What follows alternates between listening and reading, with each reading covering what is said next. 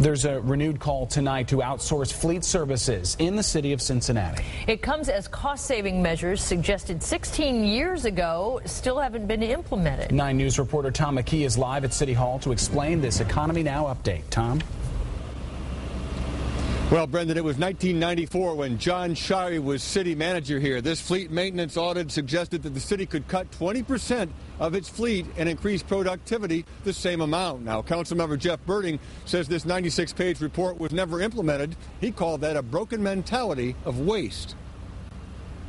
You have cars in the city fleet, vehicles in the city fleet that aren't worth but a few $1,000s, and they're spending $10,000, $20,000 in repairs. You have chainsaws that are worth a couple $100s in the Parks Department, and they're spending $1,000 to fix the chainsaw. Instead of common sense, go buy a new chainsaw. Birding today asked the city manager to cut the number of 131 employee take-home vehicles in half.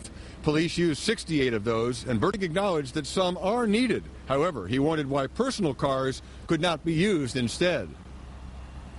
Is there a policy from the city administration that says you're not allowed to drive your own car? If you're doing city work, you can't drive your own car. No, Mr. Chairman, I'm not aware of that. And you know what you're getting at is the age-old question: do you prepare for every remote situation that could possibly happen, even if it's one in 30 years, that sort of things.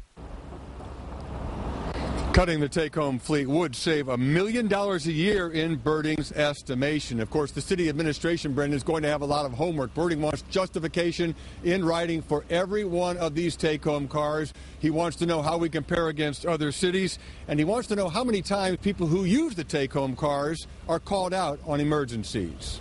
Tom McKee reporting live downtown. Thanks. New